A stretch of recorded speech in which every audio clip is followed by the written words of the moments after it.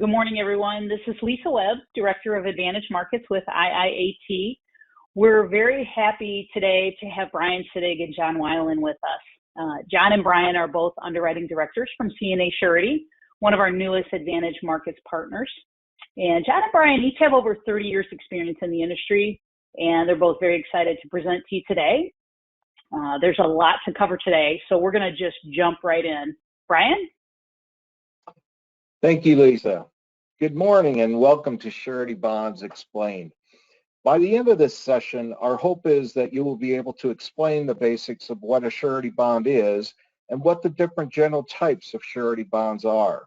At the very least, we hope to provide you with enough information so you do not break out into a cold sweat when you are asked to explain what a surety bond is. And if that does not work, we will provide you with an 800 number that you can call to phone a friend and ask all the questions you have about surety bonds to get the answers. So here is the definition of a surety bond. As you can see, a surety bond is a written agreement providing for monetary compensation should there be a failure to perform specified acts within a stated period. It is a three-party contract. I used to teach junior achievement to a first grade class. I have to tell you, it was a terrifying but rewarding experience, to be sure. And what I told those first graders what surety was is that we promise that someone will keep their promise, and if they don't, we will keep that promise. They got it, and hopefully we will help you understand what surety is going forward. The definition of a surety bond said it was a three-party agreement. This is a visual representation of the three-party agreement and the agreements that the principal holds with both the obligee and the surety. There is also an agreement between the surety and the obligee and vice versa. You could also reverse the arrows in this representation and it would still apply. Since surety companies write bonds through licensed insurance agents, many people consider bonds like insurance. Bonds are not insurance, but it is sometimes easier to compare, or more correctly, contrast the two to get a clearer understanding of what a surety bond is. So what are the differences between surety and insurance? A surety bond is generally a three-party agreement. The surety guarantees faithful performance by the principal to the obligee, and the surety generally pays the obligee when there is a loss and not the principal. You will notice that I say generally a lot because one of the things you will learn with surety is that there is always exceptions. An insurance policy is a two-party agreement where the insurance company agrees to pay the insured directly for the losses incurred. However, there's always exceptions, and with a fidelity bond is a two-party agreement between the principal or insured and the surety. A surety does not expect to pay losses, and though some losses do occur, surety premiums do not contain large provisions for loss payment. The surety takes only those risks which its underwriting experience indicates are safe for qualified individuals or businesses whose affairs require a guarantor. Surety is more like banking in this aspect, in that the surety company expects to get paid back, whereas with insurance, losses are expected. Insurance rates are adjusted to cover losses and expenses as the law of averages fluctuates, and most risks are insurable if you can charge enough premium. With surety, losses are recoverable. A bond resembles a loan where the surety is lending its credit to the principal. After a claim is paid, the surety expects to recoup its losses from the principal. Unfortunately, actual experience shows few such recoveries from defaulting principals. With insurance, losses are usually not recoverable. When an insurance company pays a claim, it does not expect to be repaid by the insured. In other words, the difference between surety and insurance is that with surety, the principal basically pays the premium and pays the claim.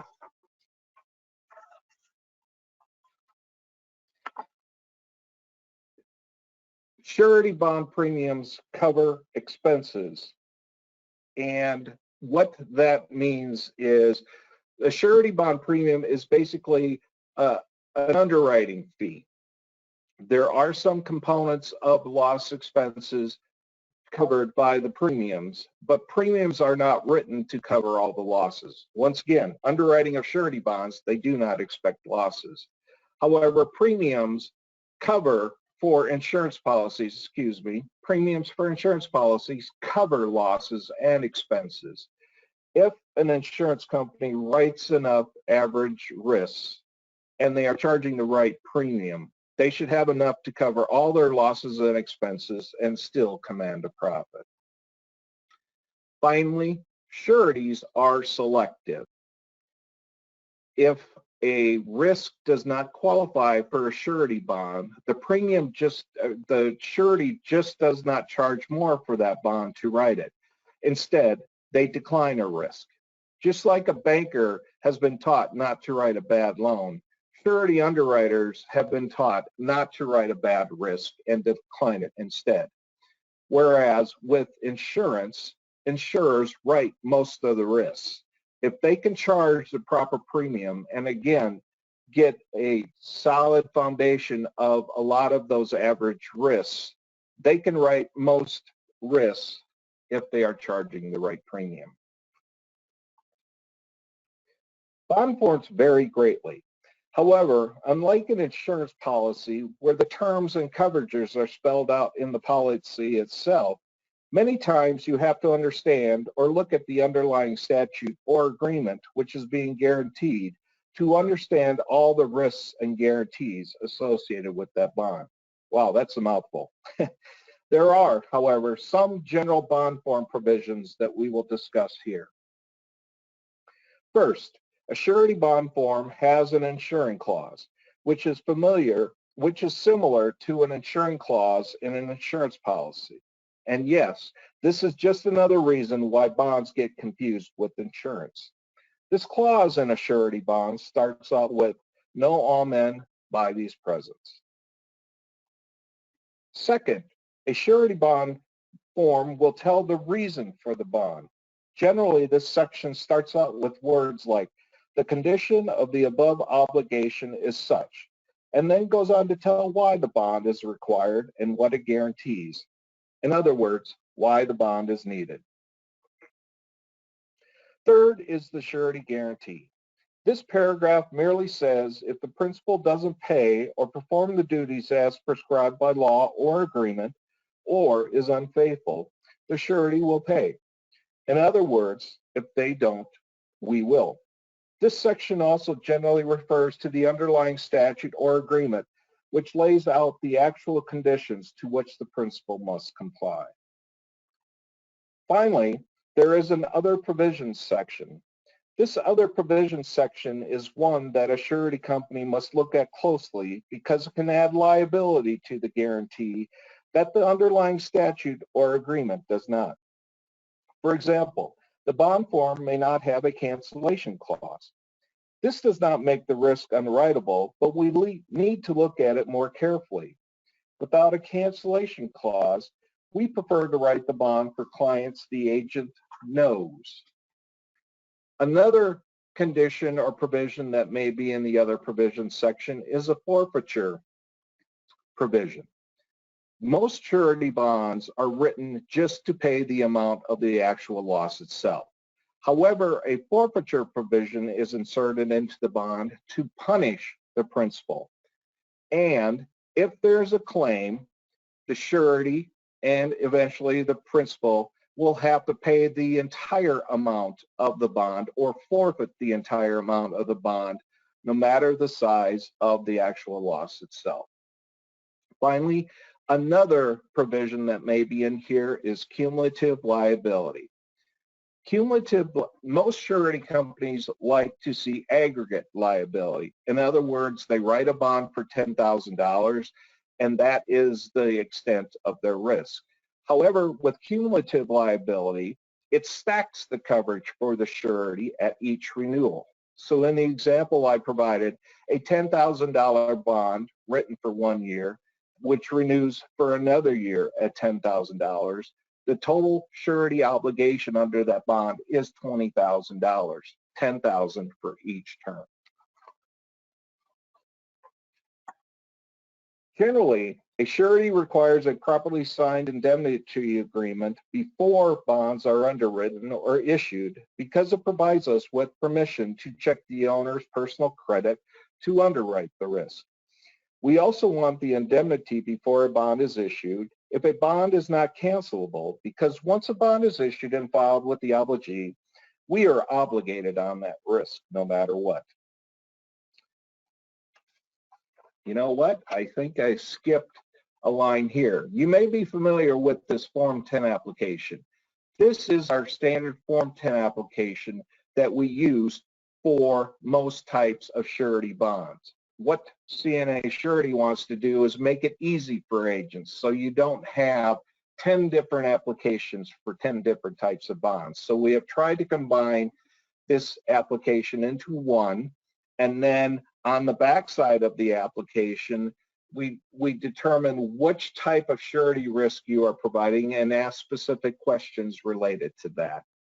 As you can see here, there's a signature section and also an agent's recommendation section. All of this information is important so we can begin at least the initial underwriting of the risk itself. Now, I referred to that indemnity section there. Okay, what is indemnity really? You know what? When I was in college and taking business law, I remember them talking about indemnity. And I didn't really pay a lot of attention because I never thought I would be needing to know what indemnity is. And then lo and behold, I start at CNA Surety or Western Surety 33 years ago, right out of college, and one of the first things I hear is indemnity. Indemnity is a written contract between the applicant or principal and the surety company. Indemnity, in the indemnity agreement, the principal or applicant is saying that they will provide accurate information to the surety to underwrite the risk. They will provide payment of any premiums due on bonds written for that principal. And finally, if any claims are paid, they will reimburse the surety for all the claims that are paid along with any expenses they incur. Okay. However, another term that I found out with business law back in college was common law. It's kind of funny. We get the indemnity agreement so we can recoup both the loss and expenses. But even if we don't get an indemnity agreement, the surety company, through common law, is guaranteed a right for reimbursement of the actual law itself from the applicant or principal. We don't need their signed indemnity agreement to get reimbursement for that loss. Now, that's in a perfect world. We all understand that there are many times that we write a bond to pay a claim that we are not getting reimbursed. But the indemnity agreement is just one way to allow us to have some protection, and also it gives us some leverage with the principal to negotiate claims. Okay, once again, I said before, generally a surety requires a properly signed indemnity agreement before bonds are underwritten or issued because it provides us with their permission to check personal credit, and it provides us with information such as financial information and a recommendation. Now here's an example of how an indemnity agreement may need to be signed for a corporation. We get asked all the time, first of all, John Doe president. The corporation is a separate legal entity and they must sign to give us an indemnity of that corporation. And then we have John Doe signing the application again as indemnitor. This is giving his guarantee personally. And the owner, the second owner, James Doe, and their spouses. We get asked all the time, why do you ask for my personal indemnity if you are writing a bond for my business? Well, why do you want the indemnity of my spouse if they have nothing to do with the business?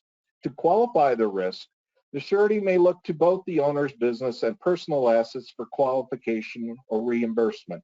Also, even if the spouse has nothing to do with the business, owners typically own all personal assets jointly with their spouse. Many times it is difficult to obtain proper indemnity because there are so many different types of entities that the principal can be. You need different indemnity from a corporation than you do from a limited liability company. You need different indemnity from a partnership, if it's a limited partnership or a general partnership. You can even get indemnity from the estate of a deceased person. So we will go on now to talk about bond renewals. Some bonds are written for a specific risk with the specific terms spelled out in the agreement, and they do not renew. A lot of bonds, however, do continue on an annual basis and renew, but based on the requirement, can be renewed in several different ways. A bond may renew with a statement. This occurs when the original bond form indicates the bond is continuous until canceled, and payment of the renewal premium is the only requirement to continue the coverage. There is no bond required at renewal. Bonds that cannot be canceled by the surety are generally continuous, but cancelable bonds can be continuous too.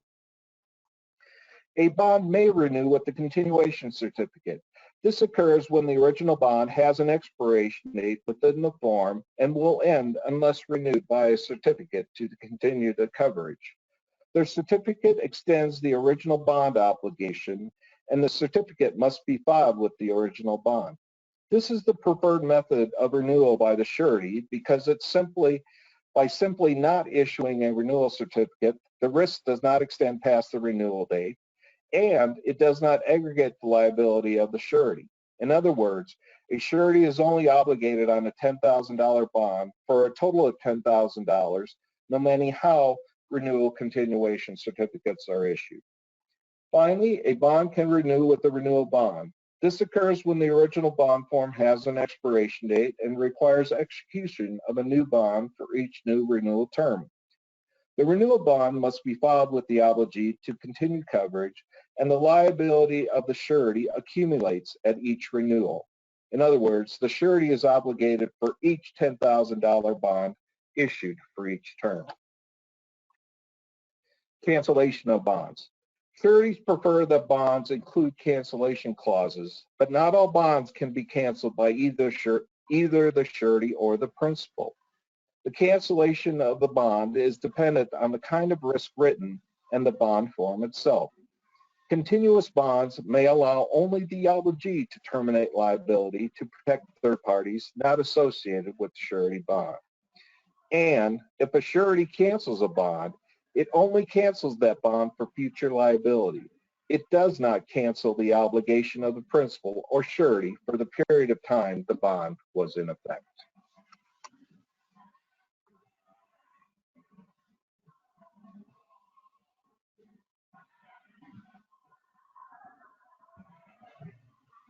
Thank you, Brian. This is John Wyland speaking. And at this point, we'd like to switch gears, moving from bond definitions to the 8 bond families. I plan to provide a brief description of each bond family, the types of bonds in each family, approximated market size, along with some hopefully helpful ideas you can use to develop more bond business. Let's get started. First, we'd like to talk about probably the most important, popular, common bond family we see, license and permit bonds. L&P bonds, as they're often referred to, guarantee the licensee will operate according to the law the government entity has established for that trade or profession, or that the principal will comply with the terms of the license or permit issued. Cities, counties, states, etc. can all be obligees. The specific bond guarantee is codified in a statute or ordinance. The obligee transfers the qualification process from themselves to the surety company.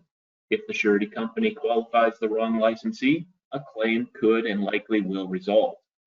The bond may protect the government body requiring the bond or extend coverage to third parties damaged by the principal's breach of the bond condition. This is a large market, both nationwide and in Texas. You can see the 2019 SFAA market size was estimated at $78 million in Texas. First, on this slide, I've listed the most common license bonds to get you thinking in the right direction. You can see contractors, car dealers, pawnbrokers. There's a multitude and a wide variety of license and permit bonds. Then I've listed the 4 license bond types from the least risky to the most difficult to underwrite. Let's start talking about regulatory bonds first. They simply put limits on businesses and guarantee they will operate according to the law. They're normally small, they're local, and typically underwritten freely. An example of a regulatory license and permit bond would be an electrical contractor required by a city. The next most difficult type of license and permit bond to write are public safety bonds. These are types of professions that could inflict a financial loss because of physical damage. Examples of these are demolition contractors, house movers, sign hangers. You can see just a little bit up on the underwriting scale. Third are public protection license and permit bonds. They protect the public against loss due to financial damage rather than physical damage. Often the surety will use a credit scoring tool and ask about experience, reputation, etc. to consider public protection bonds. An example of public protection bonds are motor vehicle dealers, employment agencies, collection agencies. Finally, the fourth and likely most difficult to underwrite type of license and permit bond are the financial obligation bonds. They guarantee the payment of money if the principal fails to pay taxes or charges. These are difficult to underwrite, with the surety basically guaranteeing the business will continue to survive so they can pay their bills. Full financial information is typically needed, and many times a surety will require collateral to write. Examples of these types of bonds are liquor tax, gas tax, and sales tax. The next slide, as I promised, how do I develop some of these bonds for my agency? Some of the ways to do so: attending local city or county commission meetings to see just who is applying to open businesses. Watch for new construction and remodeling of buildings. Make regular visits to city clerk's office, chamber of commerce. Build that online presence.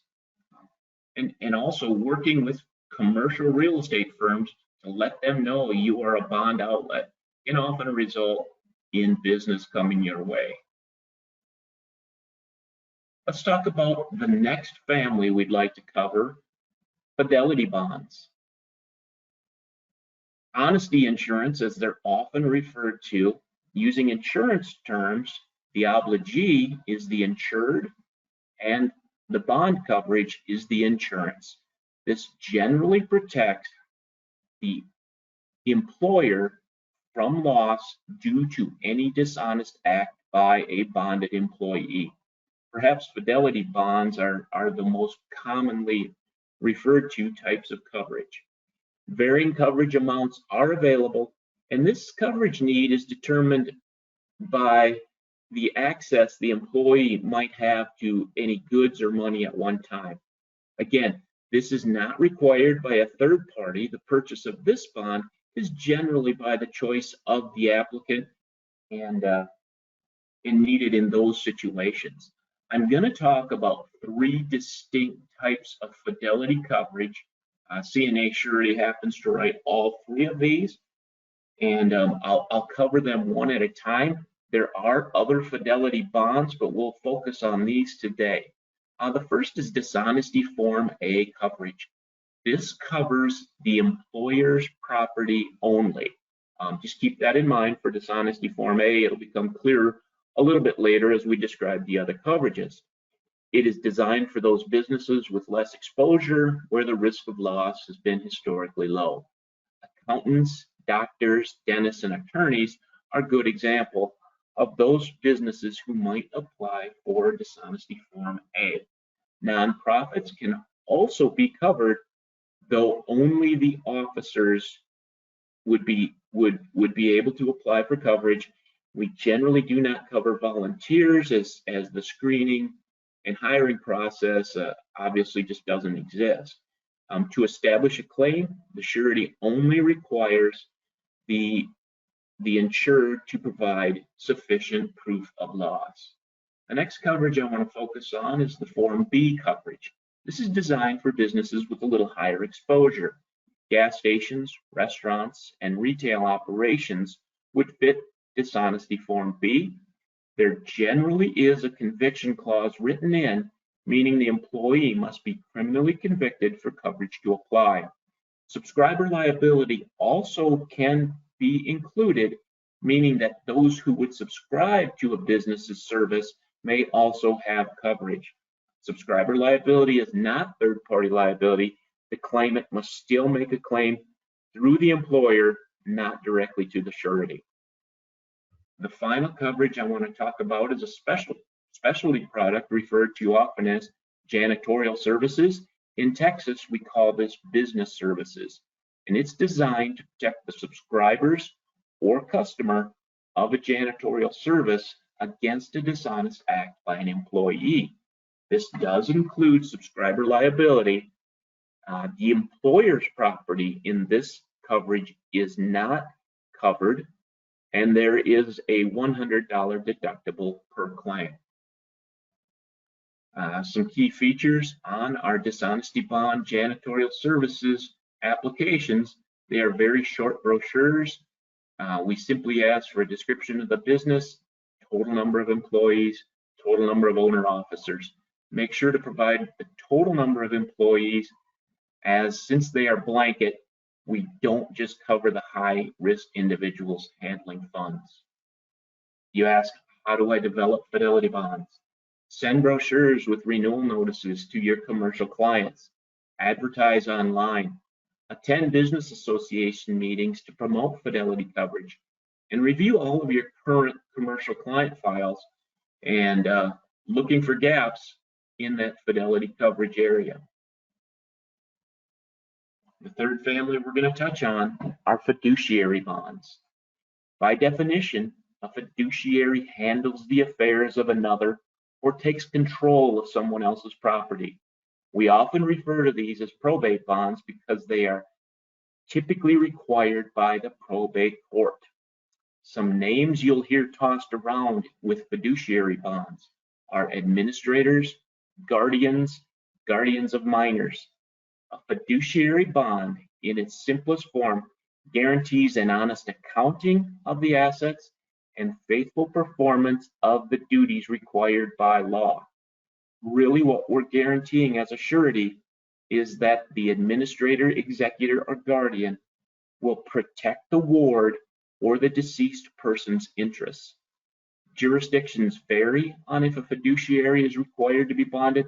It's important to advocate whenever possible for the importance of bonding to protect these vulnerable assets of the deceased or incapacitated.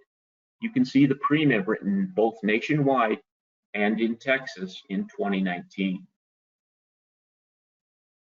We'll dig a little deeper into the various types of fiduciary bonds. First, we'll talk about administrator, executor, and personal representative bonds. These are for someone handling the affairs of someone who has died. If there's no will, the court generally refers to it as an administrator or personal representative. If there is a will, that person is generally referred to as the executor. Their duties, along with being honest and faithful performance, are to follow all laws, probate regulations, and court orders. Now, this is important. Ignorance does not absolve a fiduciary from compensating the estate from liability arising from their duties. So we generally always require the administrator executor to obtain the services of an attorney. This protects both the surety, and as Brian indicated earlier, it will protect the fiduciary at the end of the day. As a surety, if we pay a loss, we do seek reimbursement from the fiduciary. What are the fiduciary's duties? Basically, they would gather and sell the estate assets or see that they go to the proper parties. They must file regular accountings with the probate court. Think of them as reports of their handling of those assets, and then file a final accounting at the end once everything has been distributed. A fiduciary must be relieved of their duties by the court. Their responsibility does not end, and the bond cannot be closed until the court enters an order discharging the bond. Let's talk about guardian and conservator of incompetent bonds. They're required when someone is still living, but needs the help of someone else to care for themselves and their property. So really the contrast here is, instead of gathering the assets to distribute to the others, a guardian preserves the assets for the ward's benefit for the remainder of their life. A guardian or conservator of an incompetent should also retain an attorney. Again, ignorance of the law is not an excuse. They must pay nursing home, medical bills, other obligations in a timely manner. The court, again, will require those accountings as evidence of the ward's income and expenses to preserve the ward's assets, making sure they are used only for the ward's benefit. When the ward either recovers or passes away, the principal and the surety are not released until the judge signs a court order discharging both parties. Let's talk about guardian or conservator of minor bonds. Minor children cannot receive insurance proceeds or estate assets. Someone must be appointed to manage these funds on their behalf until they've reached the age when they can receive these assets. Depending on the state, the age of majority is 18, 19, or 21 years old. The guardian or conservator will safeguard and preserve those funds until the child reaches the age of majority. This is a very hazardous type of probate bond, guaranteeing the assets are used only for what the court has approved.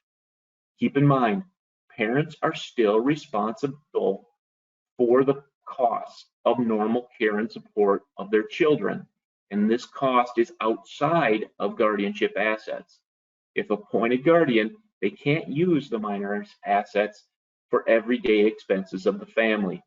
If and only if the court specifically approves or authorizes it, can the guardians spend funds on the minor's behalf. Education may be an example. Similar to guardians of incompetent and administrator bonds, annual accountings are also filed with the final accounting when the minor reaches majority. We often see sureties require prepayment of premium until the minor reaches age of majority.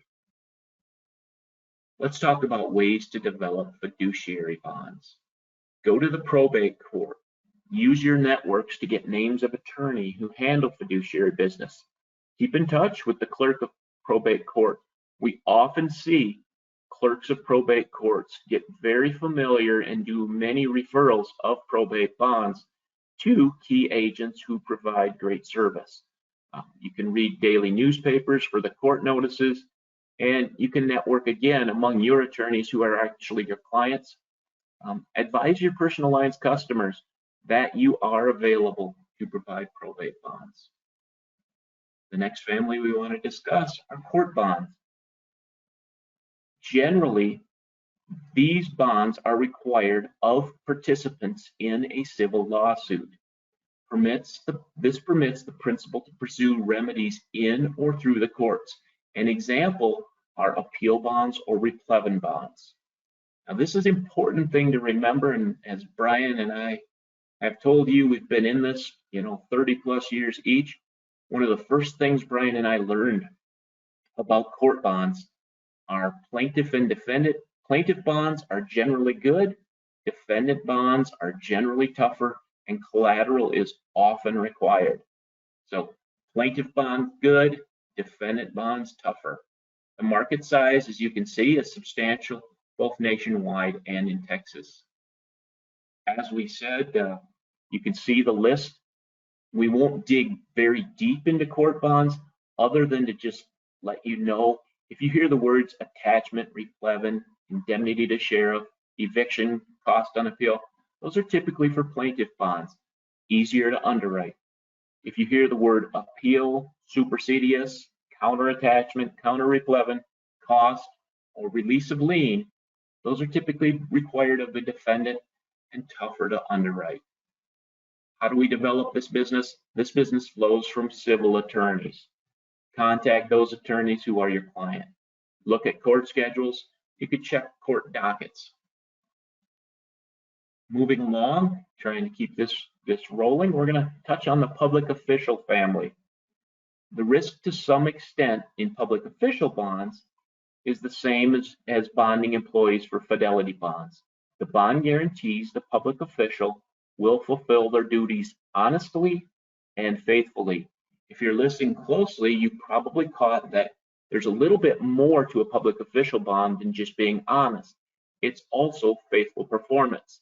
This sets the bar higher for that public official, meaning an innocent act could be covered as a bond claim if the action causing the loss was not prudent or reasonable.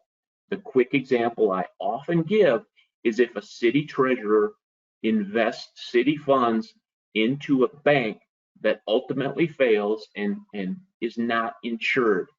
Those funds, while the city treasurer did nothing wrong, was not dishonest in any way, they did not faithfully perform their job. Texas has a substantial market share of the nationwide public official business. Any level of government may require public official bonds. We have a couple of classes of public officials, those that handle public funds versus those that simply are in administrative roles. As you would suspect, the rate and the underwriting bars are settled a little bit higher for those who have access to funds. Also, there are various forms that can be written for public official bonds. You'll see the individual bond written in the name of one individual public official. You can see a schedule written in the name of the governmental entity to cover multiple public officials on either a name or position basis. And you can see a blanket bond written in the name of the governmental entity covering all employees of a certain government or department. The bond type is typically set by law or statute. The obligee sets the amount when the bond is not required by law or statute, and the bond ultimately protects the taxpayers. So the penalty amount of the bond needs to be adequate to protect their interests, as of course the taxpayer is the ultimate obligee to the public official. Howard bonds, public official bonds terminated, except for the death or resignation. An individual bond cannot be canceled until that public official has left their office. If something comes up and we need to cancel, we would ask for a letter from the official, from the city, county, state, releasing us from that bond and telling us that that official's duties have been done. Schedule or blanket bonds often do have a cancellation clause. How do I develop public official bond? Make sure the local government officials are familiar with you. Contact candidates when they announce candidacy and solicit business before the elections. The interesting thing about public official bonds is typically they all renew and are needed at the same time when that official takes office.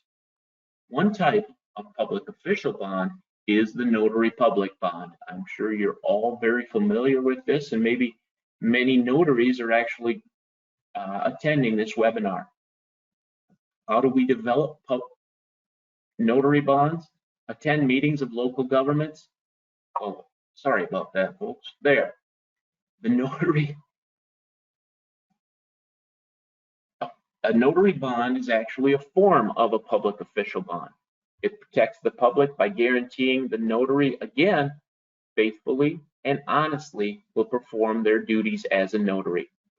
Now, important information, the notary bond protects the public, not the notary.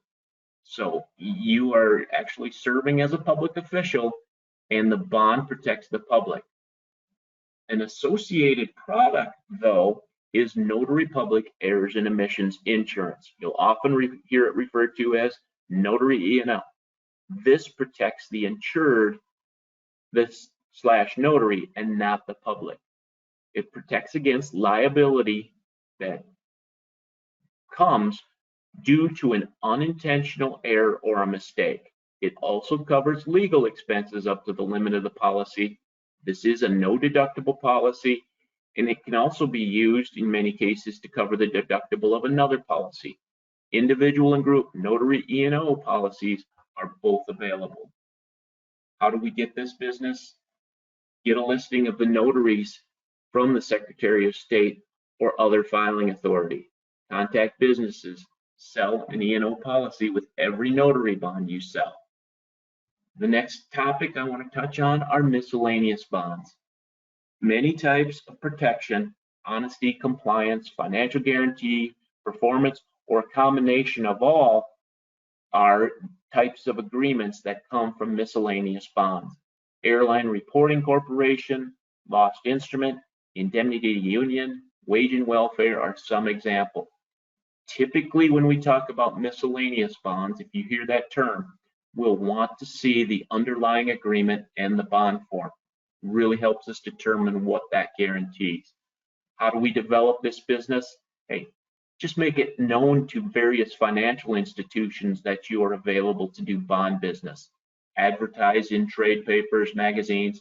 Target those associations such as travel agencies who might require bonds of this type. Next, I want to touch on federal bonds. Similar to license and permit, they're required by the federal government. They guarantee payment of various fees in compliance with federal requirements, contract postal stations, customs bonds, durable medical equipment, prostheses, orthotics, and supply bonds, federal liquor and tobacco tax bonds. Those are all types of federal bonds. The final family I want to take some time to discuss are contract bonds. As you can see, it's a very important nationwide and Texas opportunity. Contract bonds guarantee fulfillment or performance of obligations relating to a written contract. Public or private obligees can require contract bonds. There are 4 general types of contract bonds. The bid bond, which is submitted with a contractor's bid and guarantees the bidder, if low, will enter into the contract at the price bid and provide the required final bonds. A bid bond is typically 5 to 10% of the contract amount, although other amounts are possible too. A performance bond that is submitted with the contract and protects the obligee against financial loss if the contractor does not fulfill the terms of the contract. Payment bonds, also submitted with the contract and the performance bond, and it guarantees the contractor will pay suppliers and subcontractors. A contractor generally will always need both a performance and a payment bond. Maintenance bond, that's provided after the project is completed and signed off by the owner, and it really covers defective workmanship and materials for a specific period of time after the completion of the project. Consider it a warranty. Supply bond guarantees performance of a contract to furnish supplies and material. I'd like to take just a moment and talk about CNA Sureties.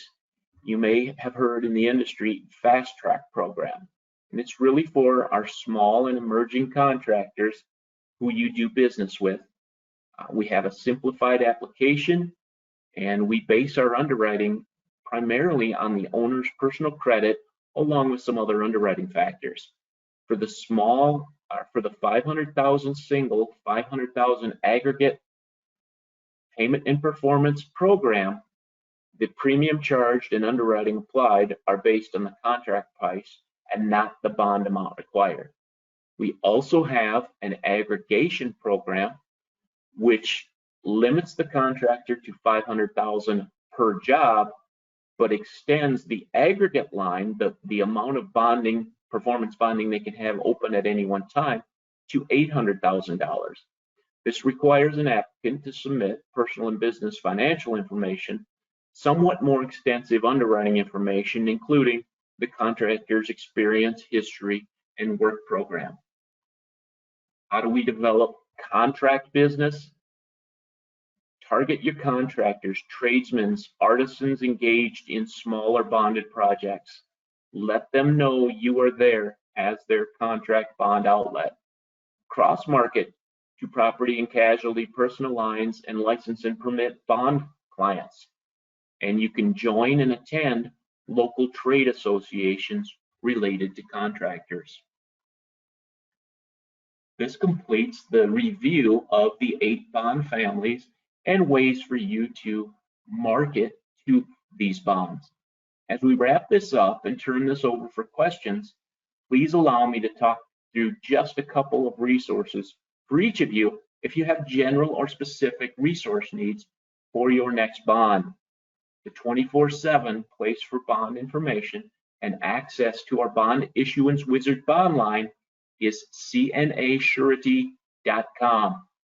Included at our website are email addresses for general or submission specific questions. You can find our 800 number there where you can speak to an underwriting services associate anytime from 7:30 a.m. to 6 p.m. Central Time.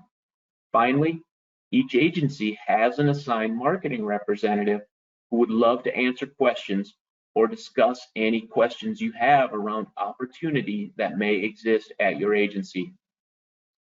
I'd like to take this time to thank Felicia and Lisa for their great support on behalf of the Independent Insurance Agents of Texas. We're so proud to partner with this group, and we can't wait to show you more. Now we'd be happy to answer any questions you might have. Yeah, thank you, John. Thank you, Brian. This is great information. So we do have a couple of questions from our attendees. So we're going to jump into those and answer as many as time permits. So our first question is, which bonds would be written on a cumulative basis? I'll take that. This is Brian. There aren't specific classes of bonds or types of bonds that are written on cumulative basis. That's why it's important with license and permit bonds that we review the statute itself to determine if that is built into the requirement, or we review the bond forms. If it's our own bond form, we always write it to the benefit of the surety. So our bond forms that we develop include aggregate liability, but when you're talking about a bond form that is developed by an obligee, it may include cumulative. So we always have to review those. Gotcha. Excellent. And then where can our attendees or any of the agents who have access to CNA Surety get an updated Form 10 from CNA? That's a great question. I can take that one. If you go to CNASurety.com, you can log in, or you don't even need to log in. Go to products, go to applications, and it should be under commercial applications. We keep Excellent. all. Yeah, I was going to say your website's great. There's a ton of information on there. So absolutely, everyone utilize access to CNA Surety's website. Absolutely. One thing I would just like to mention on that website too, to develop business, we have examples of solicitation letters out there. that you could just take and try and develop for your own clients as well. Oh, great. That's excellent. Okay, and another question is, what percentage of notary E&O do you see written?